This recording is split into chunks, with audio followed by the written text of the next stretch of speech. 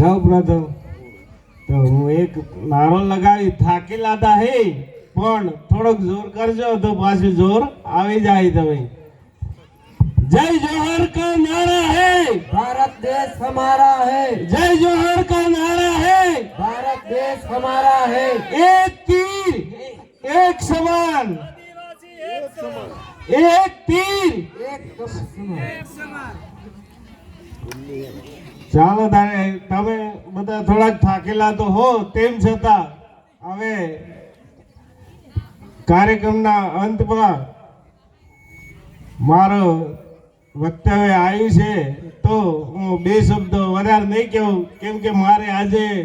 થોડોક દાઢમાં બી તકલીફ થાયેલી એટલે વધુ બોલી નહીં આવતું કારણ કે હવે જગદીશ દાદાને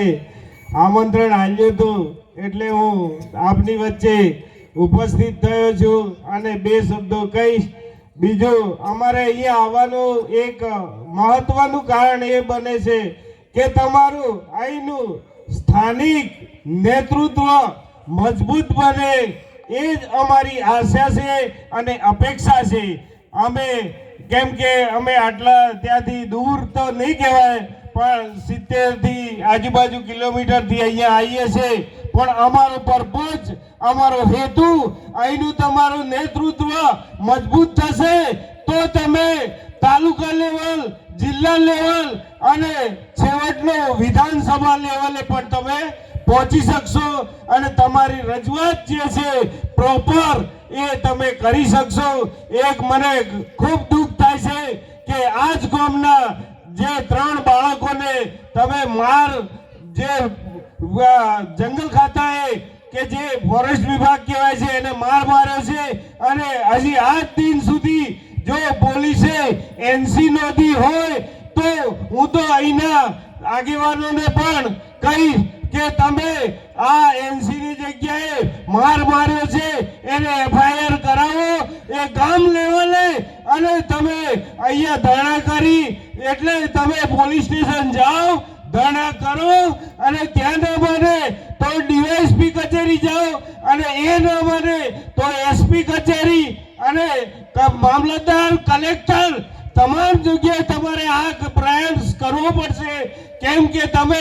અત્યારે શાંતિથી બેસી રહ્યા છો તો આ એનસી એટલે કંઈ જ નથી ફક્ત ને ફક્ત એક જાણવા જોગ કહેવાય છે જે તમારે તમે લાખ તૂટી જાઓ તો બી એમના વિરુદ્ધ કોઈ પગલા લેવાય નહીં એવું અત્યારે તમને આ ચોખ્ખું ઝટ આ સભામાં કહી રહ્યો છો એટલે તમે આ દીકરાઓને ન્યાય અપાવવો હશે તો તમારે આગળ આ પોલીસ સ્ટેશન બી બેસવું પડશે એ નહીં માને તો એસપી કચેરીએ બેસવું પડશે કેમ કે તમે જો આ નહીં કરો તો હું નથી માનતો કે આ છોકરાઓને ન્યાય મળી શકે। અને બીજી વાત આ દીકરાઓ સિવાયની કે તમારે જો આગળ આવવું હશે તો ઘણા બધા મારા આગળના વક્તાઓએ કીધું તેમ શિક્ષણ એ એક આપણો મજબૂત પાયો છે। તમારે અહીંયા અત્યારે હાલમાં તો ઘણા બધા શિક્ષિત યુવા વર્ગ જોવા મળે છે પણ તેમ